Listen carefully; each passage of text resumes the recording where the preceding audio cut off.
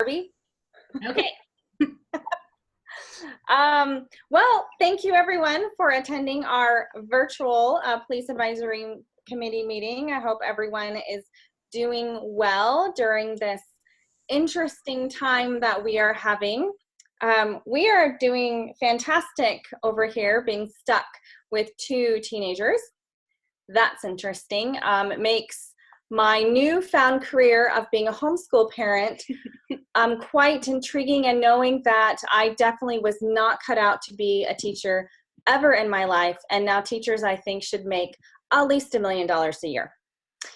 So I think we should change that. Maybe sports, not so much, and teachers a little bit more, because it has been interesting. So, but it's nice to see everybody on screen today, and sorry that we couldn't get together in person, but we want everyone to be safe. So we will go ahead and do roll call, unless Darby, you've been collecting roll. I've got some, but there is at least one that's just a phone number, so I'm not sure who that is exactly.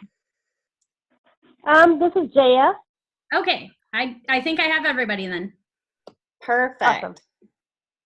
Wonderful. So we do have quorum for the minutes from our March meeting, if everyone was able to review that. And if you have any questions or concerns or comments, edits.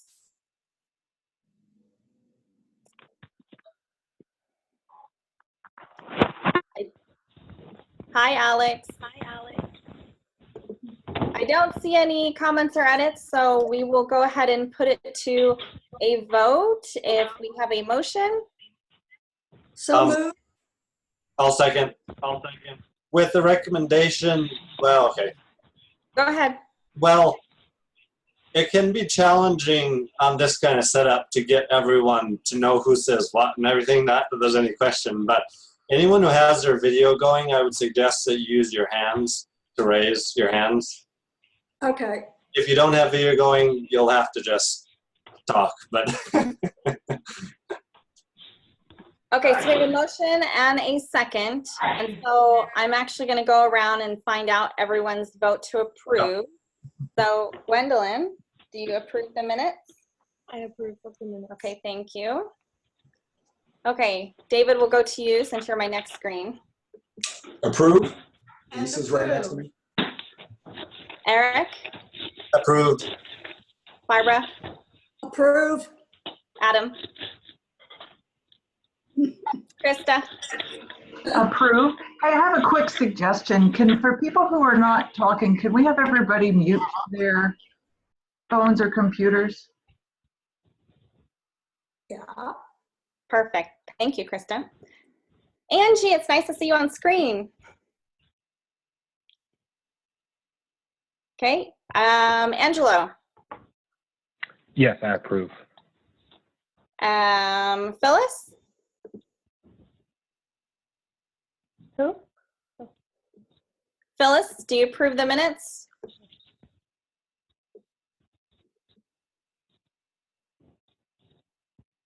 Okay, what about Alex? I approve. Okay, any opposed? Okay, Darby, I think we passed our minutes. I was going to say Phyllis doesn't have audio or video even showing as a mark, so she's not hooked up yet somehow. Okay, thanks, Eric. Okay, wonderful. Well, I'm going to turn this over to Chief Jenkins for a PD update.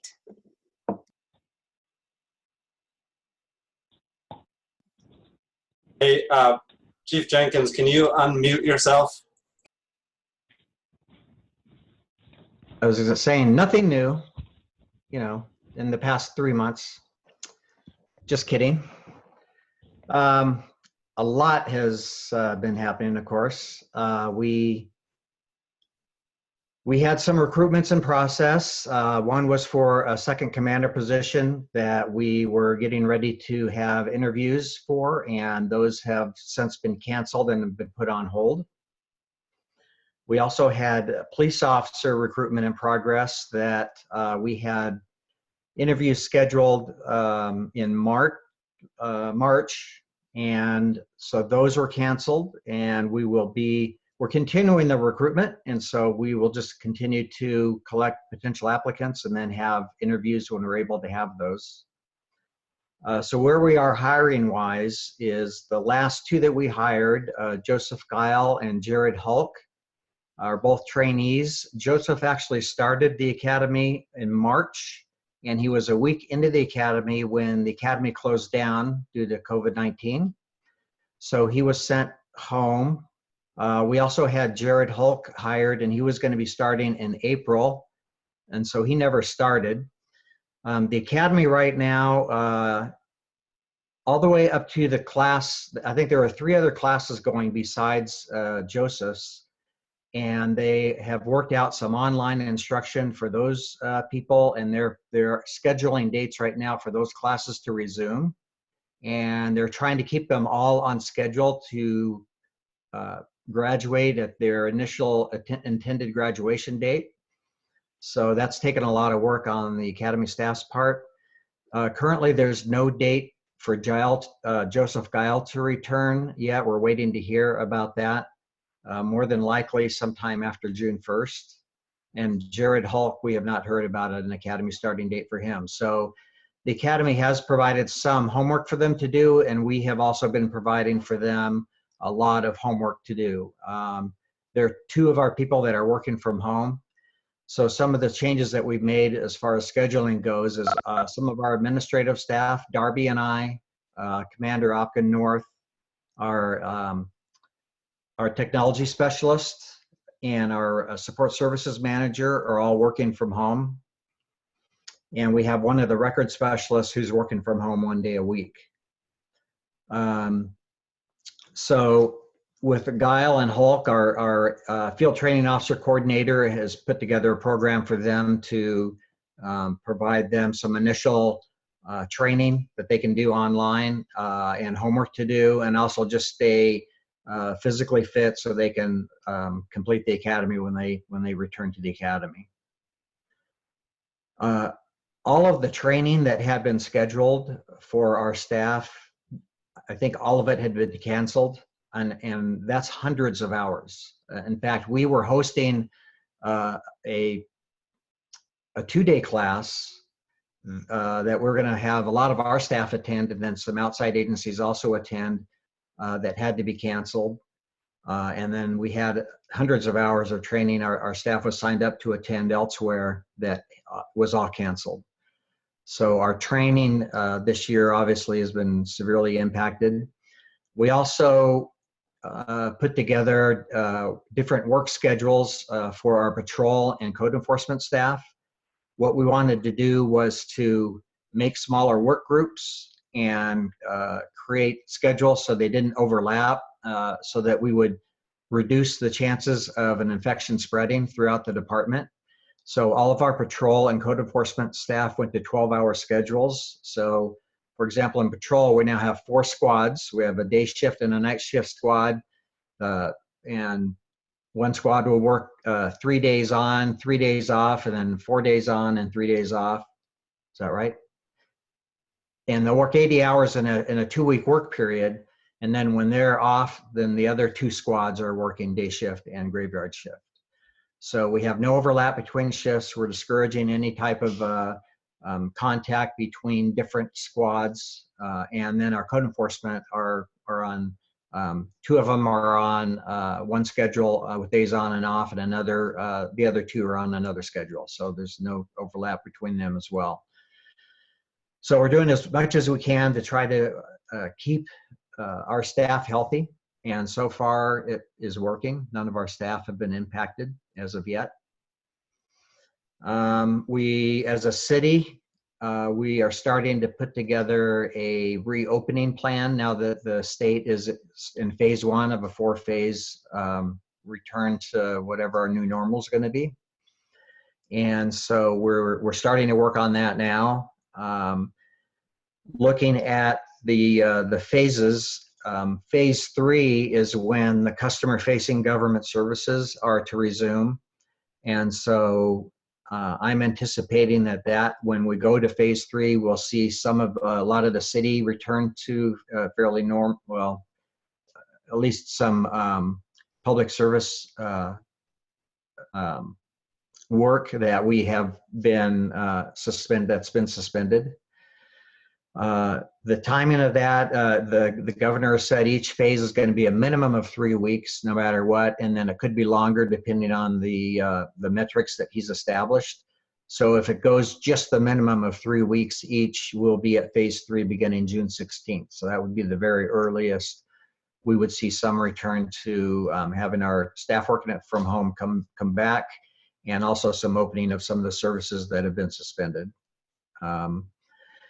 I think we're also going to see, and I know the governor has been encouraging this, is more working from home after even all 4 phases are completed. And our city administrator has mentioned that he supports that as well. So I suspect we'll see some form of working from home of the people that are able to do that for at least part of their work week.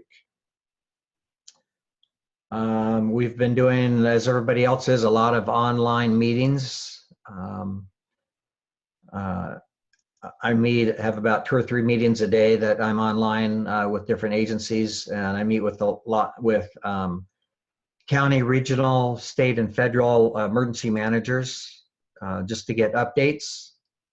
And then obviously our county health department and county emergency management, we work very closely with, and so we meet with them regularly.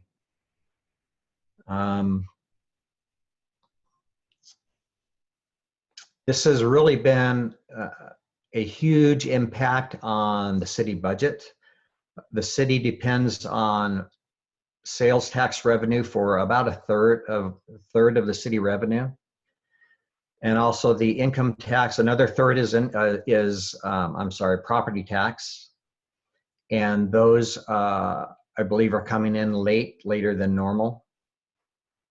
So what the city's been doing has been putting a hold on all non-essential operational expenditures. And so some of the equipment that we had planned to get, as we move forward, some of the training that we still want to do, we may not be able to do. They're looking citywide. They have furloughed some employees. There's a potential some may be laid off. So far, that hasn't happened at the police department. We're still 2 police officer positions, and will be a 3rd police officer position in mid-June when Don Huroff is going to be relocating. And so we'll have 3 police officer positions plus our commander positions all vacant. So we're still carrying those vacancies. Our overtime every hour is being critiqued. And so we're not being probably as efficient as we could be with when officers have cases that they need to work and put in some time to get those done. We're just having to hold on to them until they return for their next regularly scheduled shift. And so some of those cases are taking a longer amount of time. We still have the same amount of staffing that we had before as far as officers on the street and responding to calls. We have changed some of our protocols to again, try to keep our staff safe, so that if we get a call where we could handle it by phone instead of responding, we're doing that. Obviously, if it's something that requires police presence, we will be there.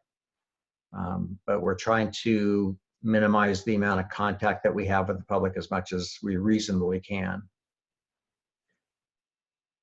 We are also screening our own employees when they come into work. We're taking their temperature. We have an infrared no contact thermometer that we use. And if anyone has a temperature over 100.3, then they're sent home for at least 72 hours. Fire department is doing the same thing. And we have limited the access to the end part of our secure area of the police department to only necessary other other city employees if needed, or a vendor to do a repair. And those people are also screened by their temperature and not allowed entry if they're over the certain amount. So with that, I'd be happy to answer any questions anyone has.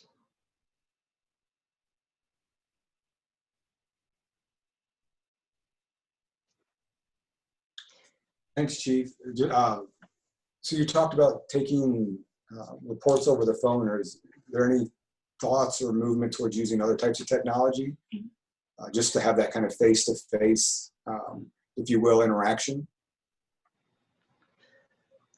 We have, they may actually already be doing that, to be honest with you. I'm not sure. All of our people have this meeting that we're on right now. It's Zoom, but it's built into a new phone system that we have.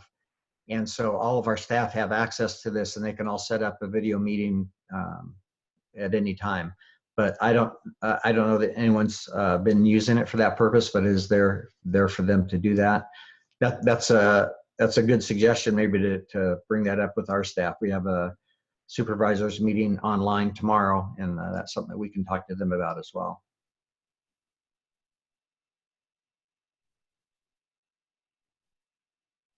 And I think Jake is on the phone. Jake, do you have anything to add to that?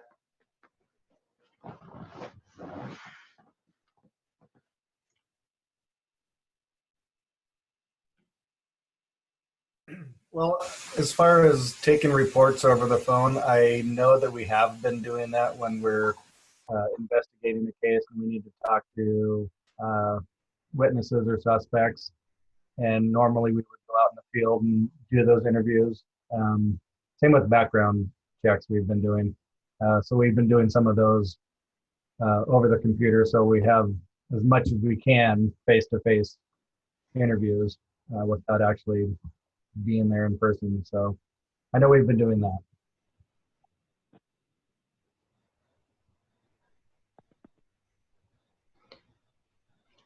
Did I miss anything as far as describing kind of how we're operating or any of the main points? No, I think you covered it pretty well. So one thing I was curious about, have you seen any decrease or increase in I say activity, but I mean, reports, calls, stuff you've had to deal with? Well, we are getting reports of potential proclamation violations, and most of those are relate to either social distancing or gatherings. So like parties, or we'll get a call maybe of a group playing Frisbee golf at the park or playing soccer, and we'll respond to those. And if it looks like they're not practicing social distancing, we'll provide some education and a warning. But otherwise, I know that there's nationally, there's been a trend of an increase in domestic violence calls. I did run a check of ours, and our calls, when I checked it, were up a little bit from last year, but they were lower than the 2 previous years. So I wouldn't say that we necessarily have an increase as a result of COVID-19. Hey, Chief Jenkins, this is Krista. Does it seem like there are a lot more high-speed chases lately? Yeah, I mean, there's been a couple, and those are kind of, I don't know, those seem to come in waves, and so I don't know what I would attribute to that, but yeah, there's been a couple, 2, 3 that, and I think we've been involved in a couple of them too. So yeah. Had an increase, looks like. Thank you. Well, thank you, Chief Jenkins. Is there anybody else have any questions or comments? Yeah, I had a question. How has policing strategies have changed, like, through this COVID-19 thing? So say that again. How is our policing changed? Like, the policing strategies have changed. Like, how have they? So we've been talking about how you have to adapt in agencies around well, our state, the nation, have had to adapt to enforce or not enforce social distancing. So we've been talking more about that. Mostly she saw the survey that we created, and so she wanted to ask about it. Yeah, I think the statewide where law enforcement is, I think, pretty much on the same page. And part of this is driven by the Washington Association of Sheriffs and Police Chiefs, who have been fairly active in keeping all of the chiefs and sheriffs updated on what's happening, and kind of I guess a united strategy, which has been education and warning, really, and enforcement as a very last resort. And this is really following the governor's direction as well. That's been his direction from the beginning. That was never something where there was a desire to be heavy-handed at all. It was all trying to gain compliance, which is how we operate anyway. I get asked some questions occasionally about how, about the stay-at-home order, and if I'm heading somewhere, am I going to get stopped to find out, where I'm going or coming from? And I've heard rumors about that type of thing happening, but from what we're hearing back from all the sheriffs and chiefs is that has not been happening, and that's not anything that anybody is doing at all. It's just a matter of trying to gain voluntary compliance.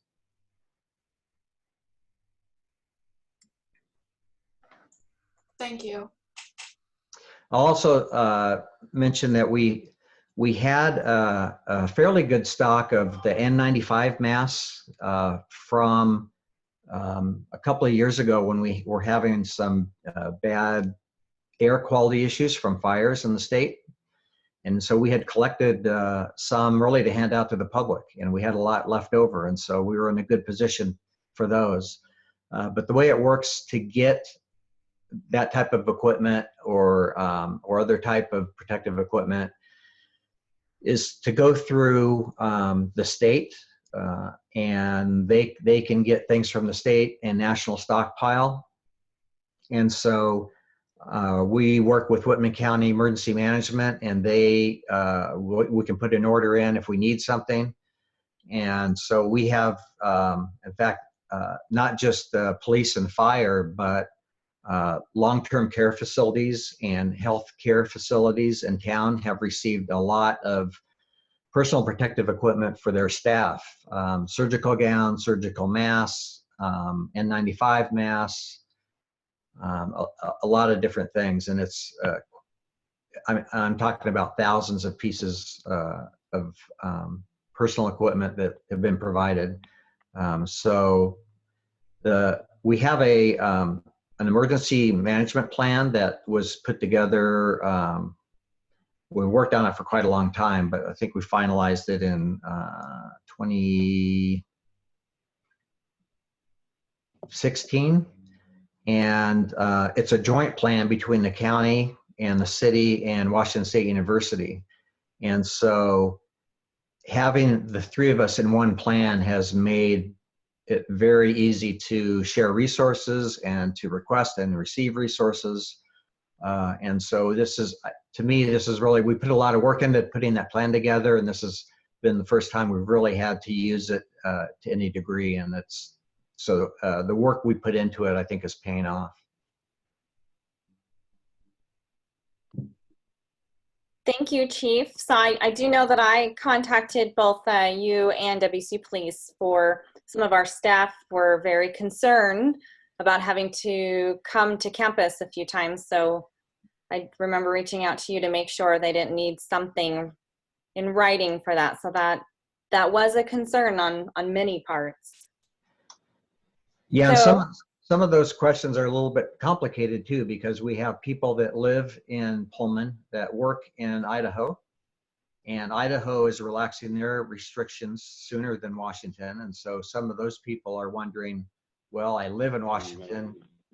Do I have to comply with the stay-at-home order if I work in Idaho? And again, my answer is that nobody's going to be checking where you're going to or coming from, and to do what they feel most comfortable with. yeah.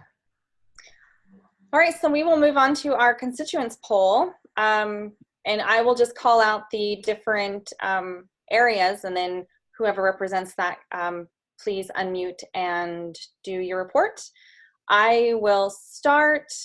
Stephanie Rink, the chair, but also representative of a Pullman School District parent, my child I'm representing, and my other one. So my report, obviously, K through 12 is completely out of school. They also extended school from June 12th through June 19th, which I'm sure all parents are very excited about. It is a quite stressful time with the teachers are doing everything possible to make this learning very engaging. My girls are on lots of Zoom calls and trying to be engaging as much as possible. But it's a very unique time at this point, and wondering if what will happen in the fall. So we don't know about that yet. But I will leave any of the rest of the items up to our two students to report as well. So next I will go to WSU faculty and staff.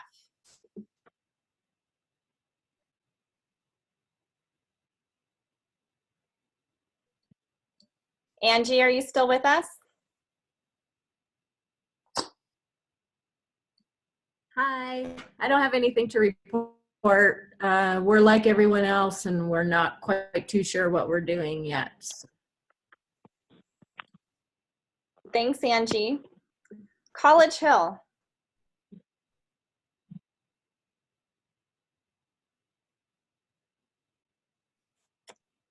Barbara, you're on mute.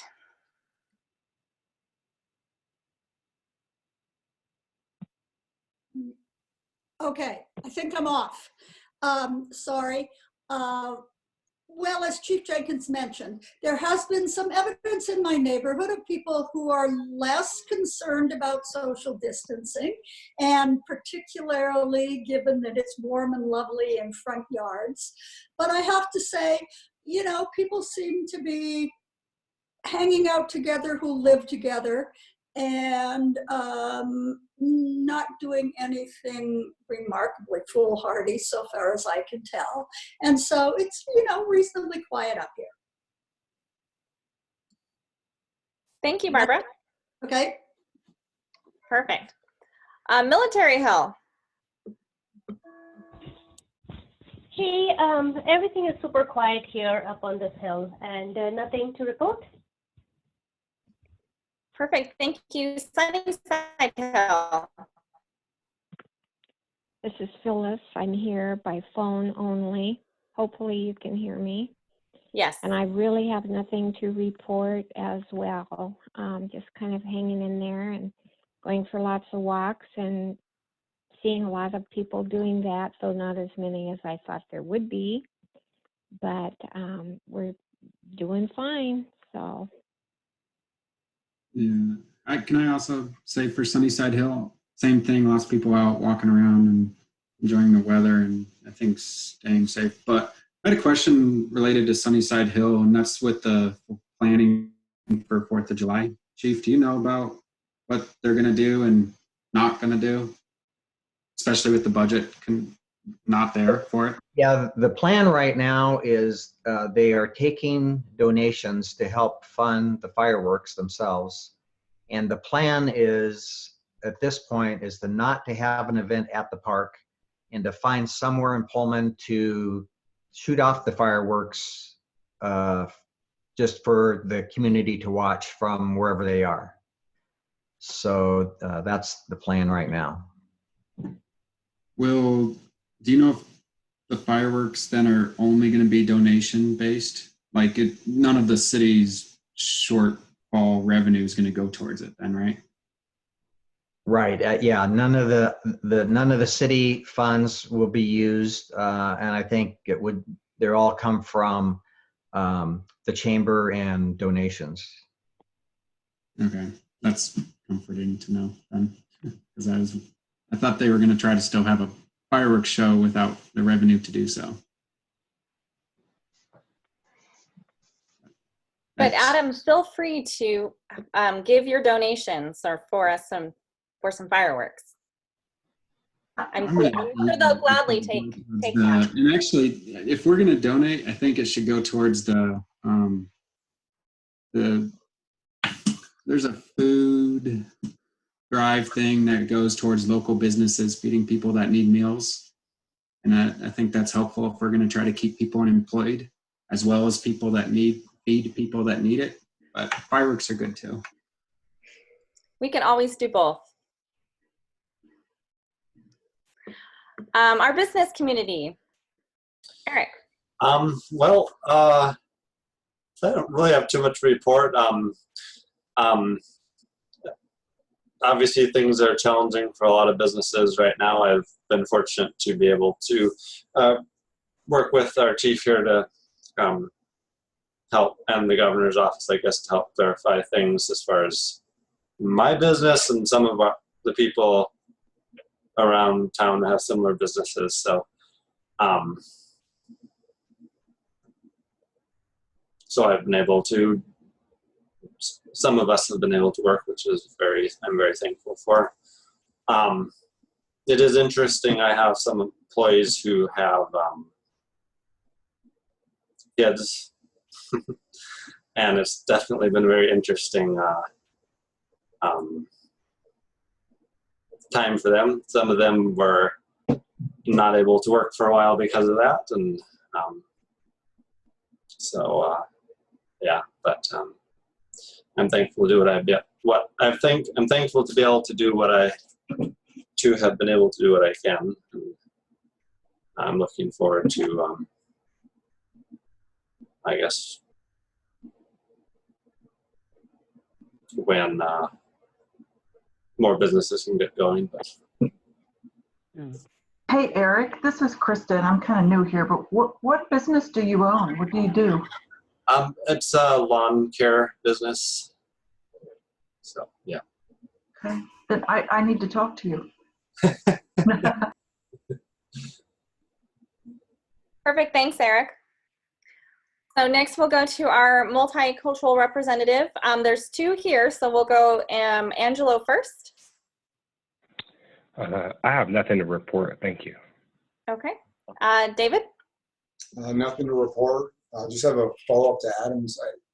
I know the city's done really well to keep us updated on the businesses that can deliver and just having information for what kind of local businesses. Is there, or maybe I've missed it, but in terms of as the phases go, if there's a repository where we could go where people could, contribute to a GoFundMe for different activities, contribute to the food bank, which I know that information is available, but that might just help for people to know what's open, what stages things are open, and how we might be able to contribute.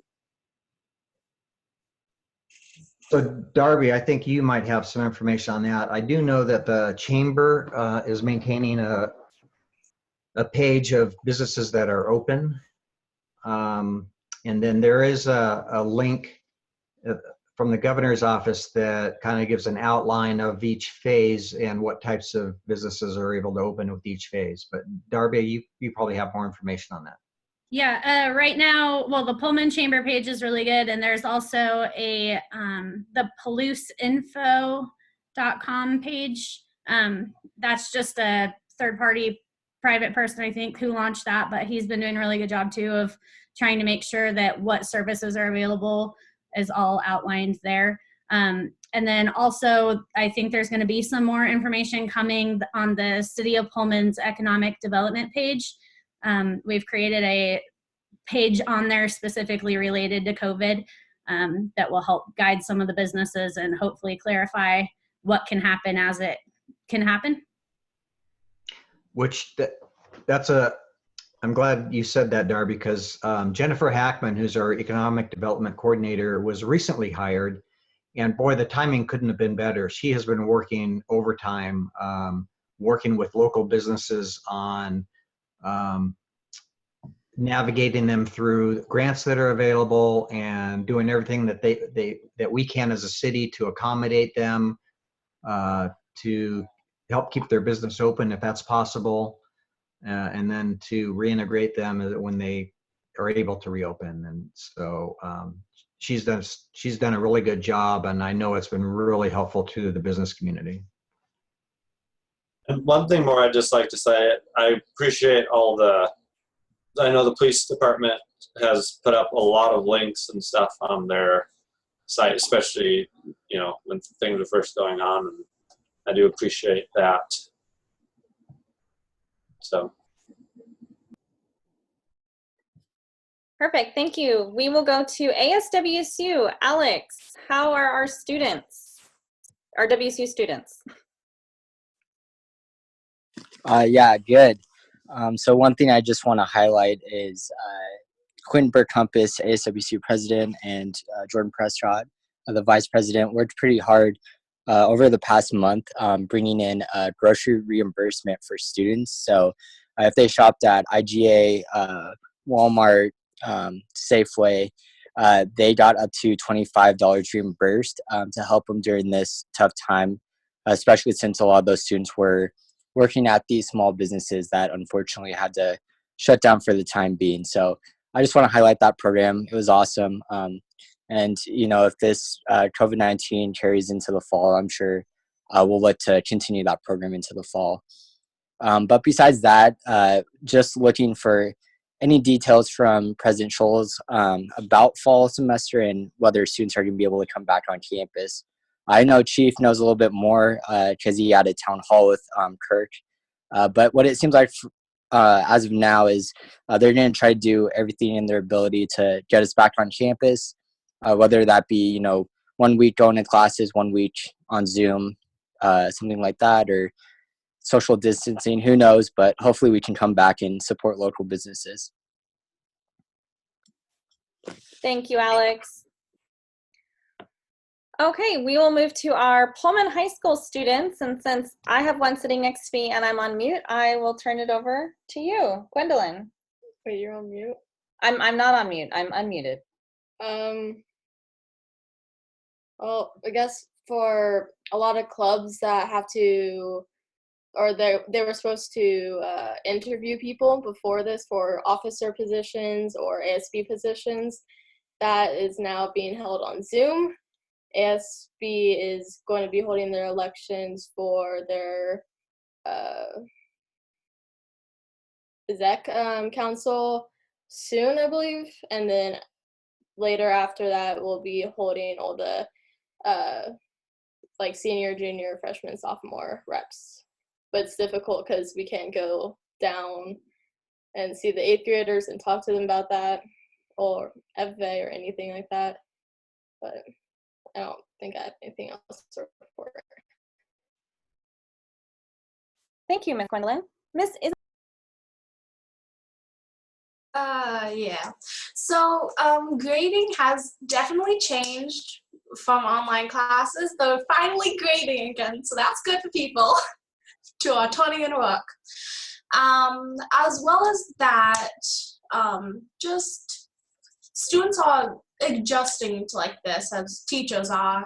It's been a struggle and it's been getting better, but with that said, yeah, Gwen mostly covered it. Thank you. Krista, Pullman at Large. Sweet, thank you. Well, as most of you know, I'm a realtor, and we have a pretty strong political action committee who lobbied the governor to let us do some work. So we've done a lot of things to stay healthy and keep all of our buyers and sellers healthy. Masks, gloves, we don't let our buyers touch anything when they're in homes. We limit it to one buyer plus us, the agents, as we're going through. Everyone else has to stay off the property.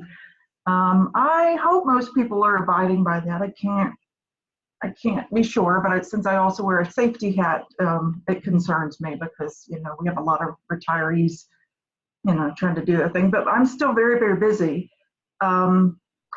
And she can use about these. I'm also on legislative steering committee at the state level. And one of the things that we talked about last week was the pain that the cities are encountering. So one of the things that we may propose, because we want to give where we can, is talk about increasing the limits for excise taxes. They have been, I think up until about last year, they were 1.53% of the sales cost, but the sales price, and that kind of changed. But anyhow, we're kind of seeing how much we can bend there. No one wants to pay more taxes, but this is a tough time. So we're going to work with the Association of Washington Cities to see what they suggest, and just to make sure that some cities who are asking for money have depleted all of their little piggy banks before they come asking for more tax money. So we had some interesting discussion over that. I also want to mention that the next few months are Homes for Health, where realtors can contribute to the Pullman Regional Hospital. So if you drive by and you see any realtor signs with those Home for Health signs right beside them, do whatever you can to support those agents and at least say thank you, because we're just trying to give back to that wonderful hospital that we have. And the last thing I have is, Chief Jenkins, thank you so much for being flexible with our meetings that are on, then they're off, then they're on, then there may be video calls. So we don't know what's going on, but thank you so much for your flexibility and offering to do the video calls if we need that. So that's all I have. Thank you, Krista. Did I miss anybody? Okay. Do we have any public comment from anyone?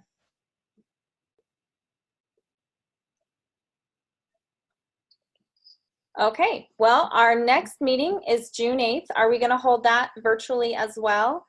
Oh, yes, Jake. Would you like to comment? Yes, please. I'd just like to acknowledge all of our staff, our records, our code enforcement officers, our police officers that are kind of on the front lines. And it's kind of a difficult time right now. I mean, it's nothing we've ever experienced, obviously.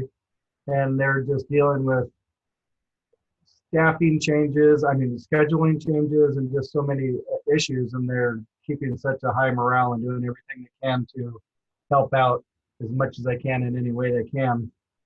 So I really appreciate that. And just kind of like to point out that we're a department that really values public engagement.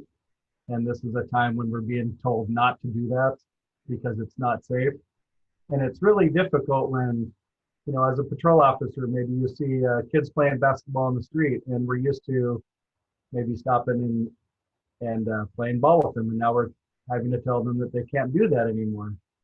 And so it's just kind of a stressful time.